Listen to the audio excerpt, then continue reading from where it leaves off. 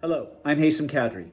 In 2017, I was invited by the American Conservatory Theatre in San Francisco and Theatre Calgary to play Rashid in a new adaptation of Khaled Hosseini's novel, A Thousand Splendid Suns, a project which I've been involved with ever since as an actor and as an associate director. In the wake of the American withdrawal from Afghanistan, an enormous humanitarian disaster is unfolding which tragically mirrors the crisis of 30 years ago depicted in the book. Suns explores 3 generations of Afghan women who fight for their own dignity, education, and independence against many odds. And it is those women we want to celebrate today.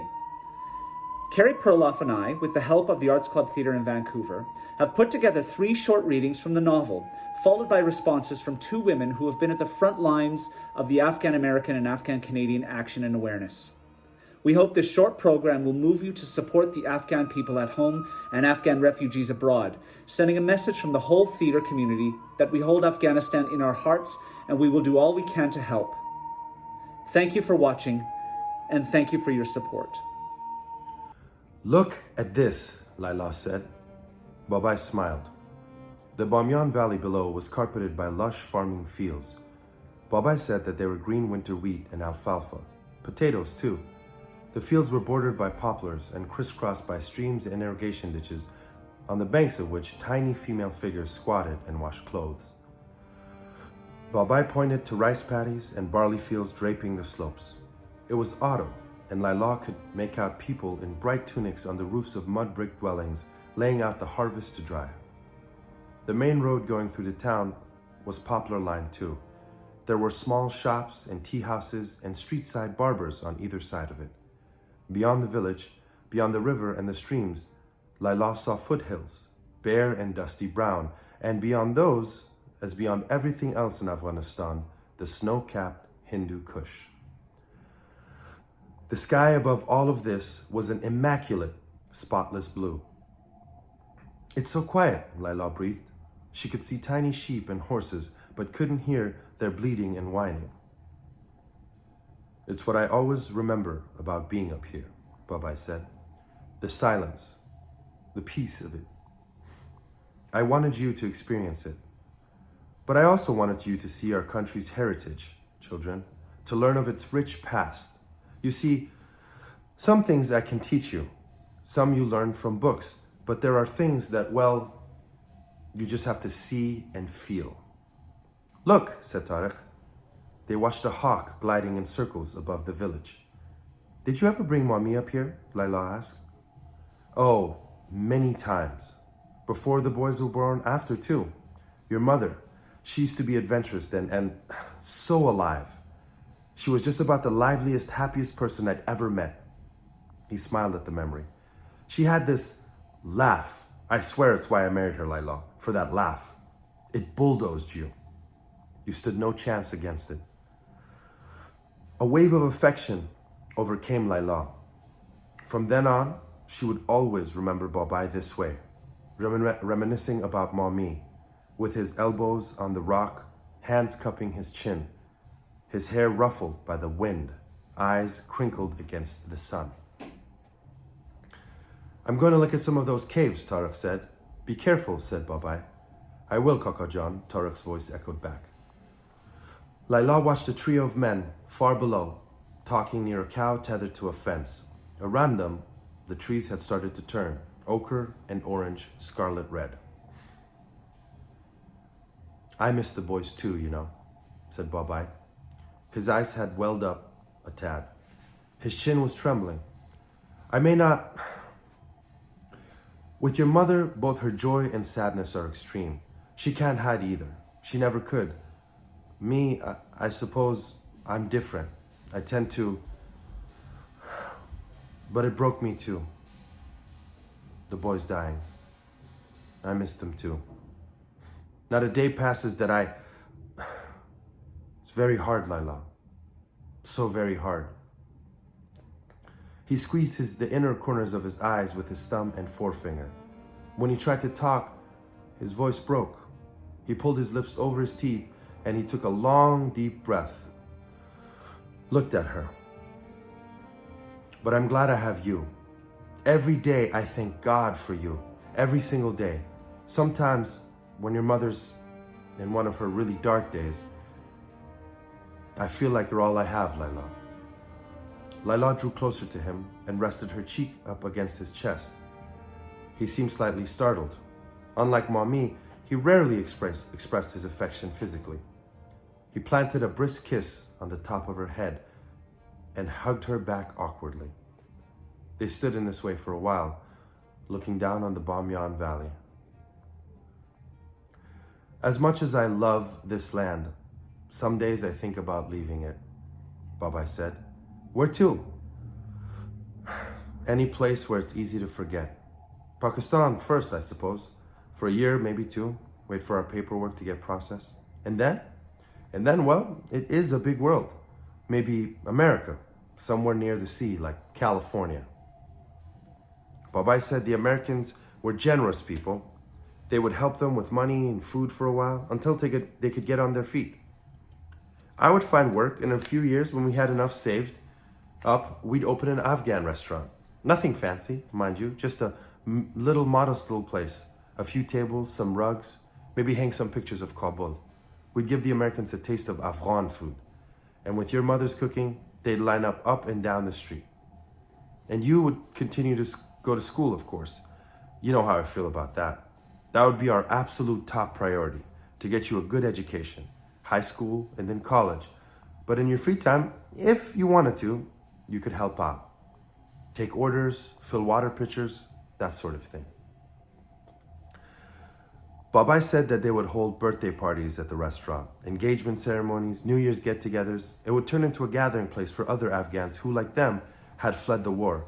And late at night, after everyone had left the place and it was cleaned up, they would sit for tea amid the empty tables, the three of them. Tired, but thankful of their good fortune. When Babai was done speaking, he grew quiet. They both did. They knew that Mommy wasn't going anywhere. Leaving Afghanistan had been unthinkable to her while Ahmad and Noor were still alive.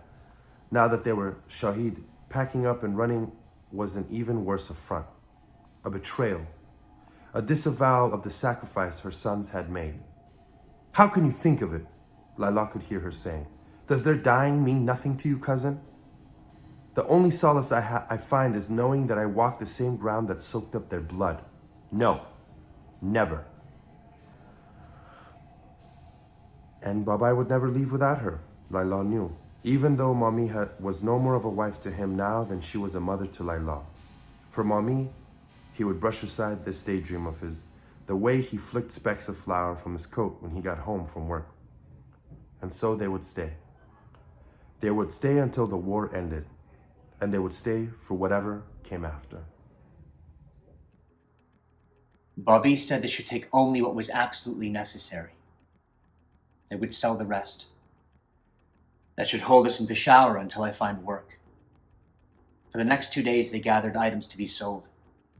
They put them in big piles. In her room, Layla set aside old blouses, old shoes, books, toys. Looking under her bed, she found a tiny yellow glass cow Hasina had passed to her during recess in 5th grade. A miniature soccer ball keychain, a gift from Giti. A little wooden zebra on wheels. A ceramic astronaut she and Tariq had found one day in a gutter. She'd been 6, and he 8. They'd had a minor row, Layla remembered, over which one of them had found it. Mommy, too, gathered her things. There was a reluctance in her movements, and her eyes had a lethargic, faraway look in them. She did away with her good plates, her napkins, all her jewelry, save for her wedding band, and most of her old clothes. "You're not selling this, are you?" Layla said, lifting Mommy's wedding dress. It cascaded upon her lap. She touched the lace and ribbon along the neckline, the hand-sewn seed pearls on the sleeves. Mommy shrugged and took it from her. She tossed it brusquely on a pile of clothes, like ripping off a band-aid in one stroke, Layla thought. It was Bobby who had the most painful task. Layla found him standing in his study, a rueful expression on his face as he surveyed his shelves. He He was wearing a second-hand t-shirt with a picture of San Francisco's Red Bridge on it. Thick fog rose from the white-capped waters and engulfed the bridge's towers. "You know the old bit," he said. "You're on a deserted island. You can have 5 books. Which do you choose?" I never thought I'd actually have to. "I'll have to start you a new collection, Bobby." He smiled sadly. "I can't believe I'm leaving Kabul. I went to school here, got my first job here. I became a father in this town. It's strange to think that I'll be sleeping beneath another city's skies soon. It's strange for me too. All day this poem about Kabul has been bouncing around in my head. Sahib Tabrizi wrote it back in the 17th century, I think. I used to know the whole poem, but all I can remember now is 2 lines. One could not count the moons that shimmer on her roofs, or the 1,000 splendid suns that hide behind her walls. Lila looked up, saw he was weeping. She put an arm around his waist. "Oh, Bobby, we'll come back. When this war is over, we'll come back to Kabul. Inshallah, you'll see." On the 3rd morning, Lila began moving the piles of things to the yard and depositing them by the front door. They would fetch a taxi and take it all to a pawn shop. Lila kept shuffling between the house and the yard, back and forth, carrying stacks of clothes and dishes and box after box of Bobby's books. She should have been exhausted by noon when the mound of belongings by the front door had grown waist-high. But with each trip, she knew that she was that much closer to seeing Tariq again. And with each trip, her legs became more sprightly, her arms more tireless. "We're going to need a big taxi." Lila looked up. It was Mommy calling down from her bedroom upstairs. She was leaning out the window, resting her elbows on the sill. The sun, bright and warm, caught in her graying hair, shone on her drawn, thin face. Mommy was wearing the same cobalt blue dress she had worn the day of the lunch party 4 months earlier. A youthful dress meant for a young woman. But for a moment, Mommy looked to Lila like an old woman. An old woman with stringy arms and sunken temples and slow eyes, rimmed by darkened circles of weariness, an altogether different creature from the plump, round-faced woman beaming radiantly from those grainy wedding photos. "2 big taxis," Lila said. She could see Bobby too, in the living room, stacking boxes of books atop each other. "Come up when you're done with those," Mommy said. "We'll sit down for lunch. Boiled eggs and leftover beans." "My favorite," Lila said. She thought suddenly of her dream. She and Tariq on a quilt. The ocean, the wind, the dunes. What had it sounded like, she wondered now? The singing sands. Lila stopped. She saw a gray lizard crawl out of a crack in the ground. Its head shot side to side. It blinked, then darted under a rock. Lila pictured the beach again, except now the singing was all around and growing, louder and louder by the moment, higher and higher. It flooded her ears, drowned everything else out. The gulls were feathered mimes now, opening and closing their beaks noiselessly, and the waves were crashing with foam and spray, but no roar. The sands sang on, screaming now, a sound like a tinkling? Not a tinkling, no. A whistling. Lila dropped the books at her feet. She looked up to the sky, shielded her eyes with one hand, then a giant roar. Behind her, a flash of white. The ground lurched beneath her feet. Something hot and powerful slammed into her from behind. It knocked her out of her sandals, lifted her up, and now she was flying, twisting and rotating in the air, seeing sky, then earth, then sky, then earth. A big burning chunk of wood whipped by. So did 1,000 shards of glass, and it seemed to Layla that she could see each individual one flying around her, flipping slowly, end over end, the sunlight catching in each tiny, beautiful rainbows.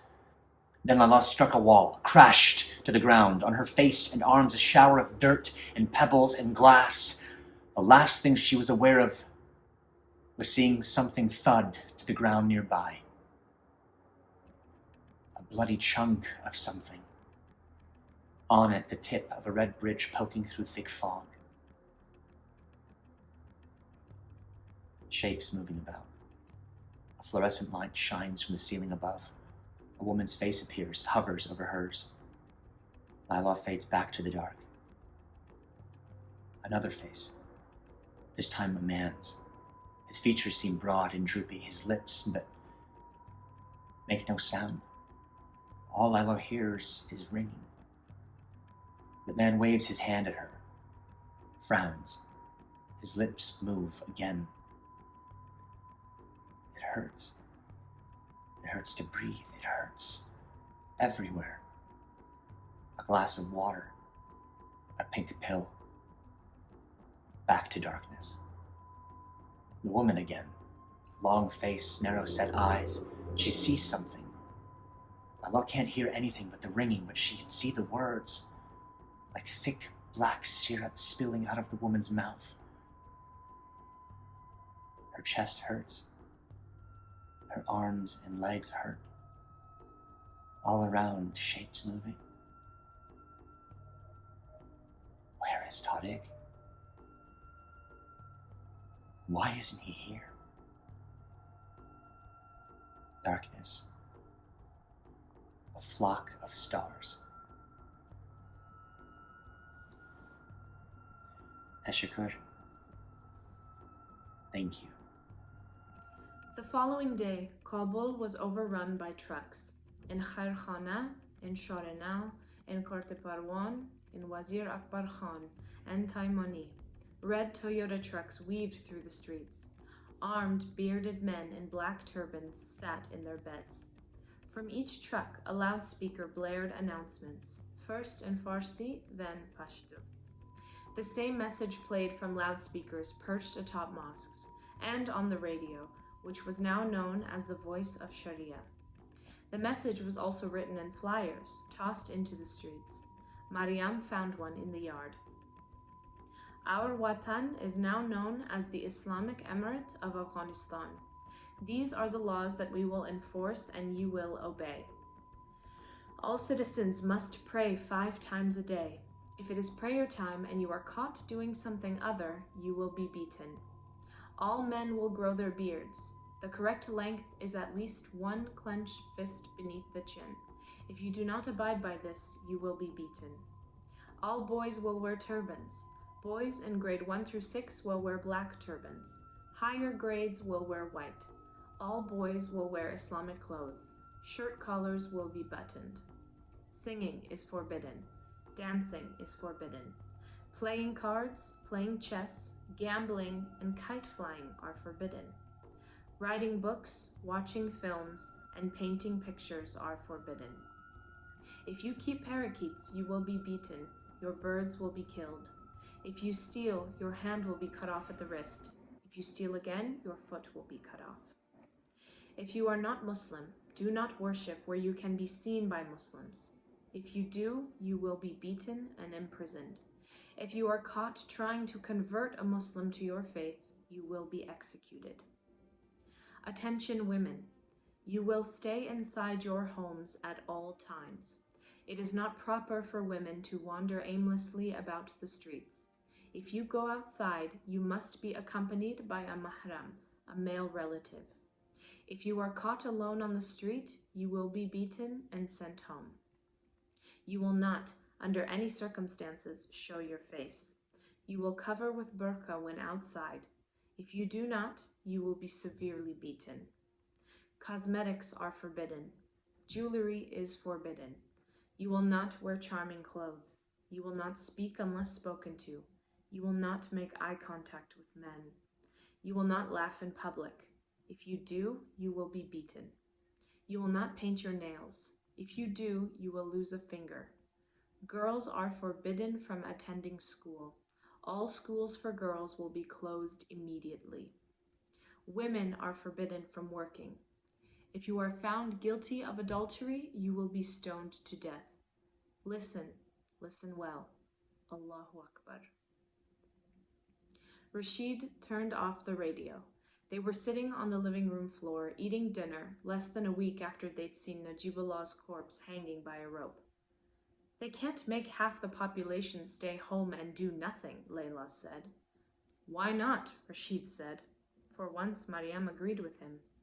He'd done the same to her and Layla, in effect, had he not? Surely Layla saw that. This isn't some village, this is Kabul.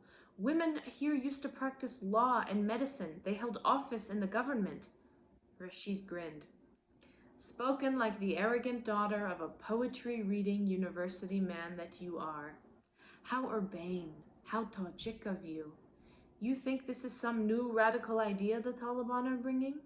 Have you ever lived outside of your precious little shell in Kabul, my gul? Ever cared to visit the real Afghanistan? The south, the east, along the tribal border with Pakistan? No? I have. And I can tell you that there are many places in this country that have always lived this way. Or close enough, anyhow. Not that you would know. I refuse to believe it, Layla said. They're not serious. What the Taliban did to Najibullah looked serious to me, Rashid said. Wouldn't you agree? He was a communist. He was the head of the secret police. Rashid laughed. Mariam heard the answer in his laugh, that in the eyes of the Taliban, being a communist and the leader of the dreaded Khad made Najibullah only slightly more contemptible than a woman. Hello, my name is Freba Rezayee. I was born and raised in Afghanistan. I'm the first Afghan woman to compete at the 2004 Olympic Games in Athens, in the history of Afghanistan as well as International Olympic Committee. I am now the founder and executive director of Women Leaders of Tomorrow, a non-profit organization based in Vancouver, British Columbia. We have three main objectives.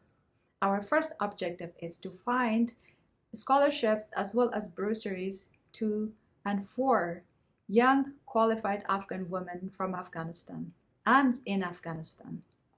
Our second component is our sports leadership program, GOAL, which stands for Girls of Afghanistan Lead.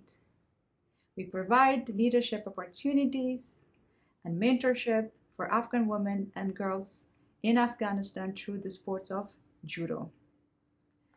We were successful in sending 2 Afghan women through the Goals Project to international championships such as Grand Slam in Tashkent in 2021, as well as the Tokyo 2020 Olympic Games.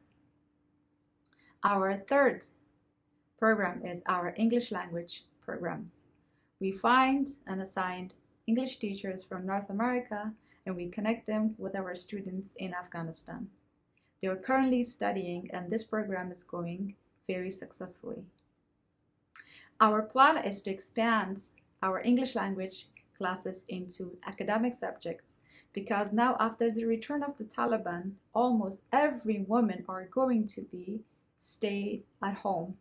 They are going to be forced to stay at home. But we and Women Leaders of Tomorrow don't want them to fall behind their educations because we believe education is the only single thing that will change Afghanistan and Afghan society for the better and for long term. We thought that the story of Thousand Splendid Suns will be only history and we will only read those stories on books. But unfortunately, that has become a reality once again. It's affecting Afghan women on a daily basis. And that's the reality that Afghan women are living with. We believe that domestic violence against women will be reduced. Afghan women had so many achievements and gains in the past 2 decades. But all our freedoms and rights were halted overnight. The Thousand Splendid Suns story is the daily stories of Afghan women whom we hear directly from them on daily basis by phone calls as well as on social media. As much as Women Leaders of Tomorrow is committed in delivering and providing education opportunities as well as sports opportunities for Afghan women, we are also very busy. We are working tirelessly day and night with our members and our partner organization to rescue the Afghan judo athletes. They are under the direct threat of the Taliban. We are busy with our projects, and our one hand is busy with our rescue mission. Afghan women need your help the most now than before. I believe that you can be an ally and you can provide the resources and the support that Women Leaders of Tomorrow need.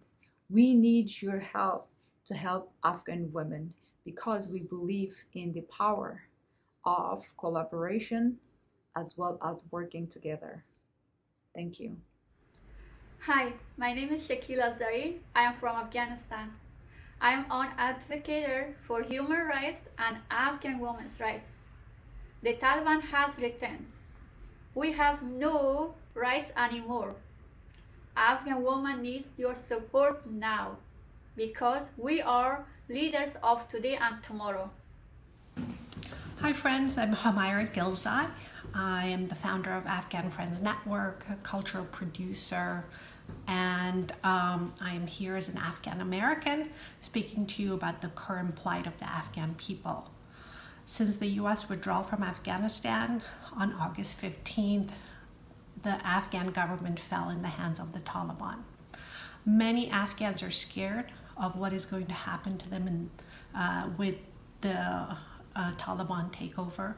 Many Afghans have fled the country, especially thought leaders, politicians, activists, but many are still in Afghanistan in hiding. In cities, women and girls are concerned about what is going to happen to them, what is going to be their future. They had 21 years of development where Afghanistan had women represented in the parliament. 25% of Afghan parliament seats were held by women. Girls went to school, girls went to university. 30% of Kabul's workforce were women.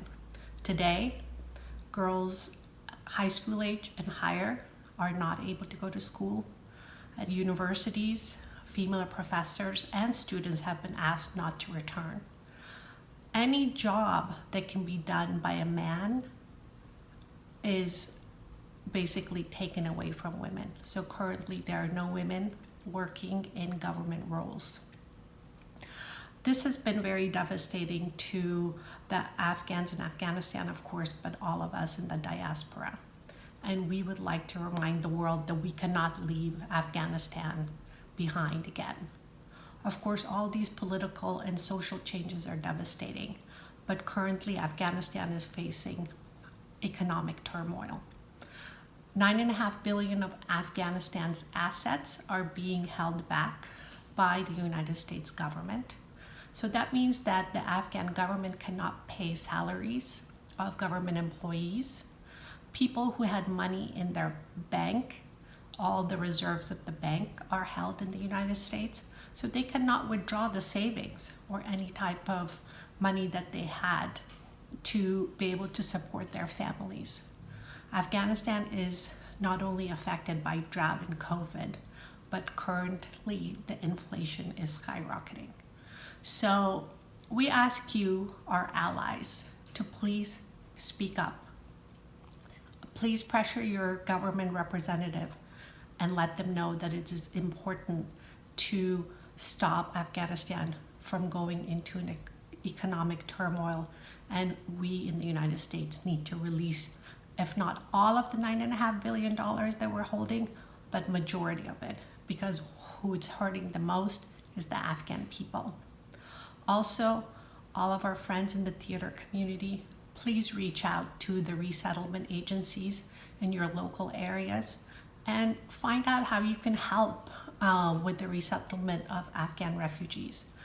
You can host programming for Afghans in your theaters. You can support education. You can provide funding and volunteers. The resettlement agencies are International Rescue Committee, Jewish Community and Family Services, Lutheran Immigration Services, and also Catholic Charities.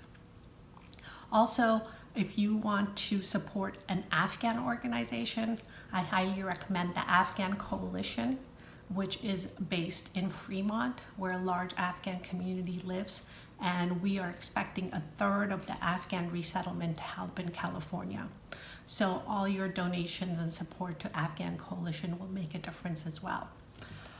One of the things as an Afghan American where I live in the United States and have all the privileges that you all have, I wonder, what history is going to say about us? What are we going to say to our daughters when they grow up as to how we interacted in this very crucial time for the Afghan people? Afghan women's rights is not just women's rights, it's human rights. And currently, both Afghan women and men and Afghanistan's marginalized communities such as artists, LGBTQ, and the minority ethnicities are in great danger. And there's a lot that we can do to help by speaking up to our representatives and helping in resettlement of Afghan refugees. Thank you so much, and I really appreciate you lending a hand to the Afghan people.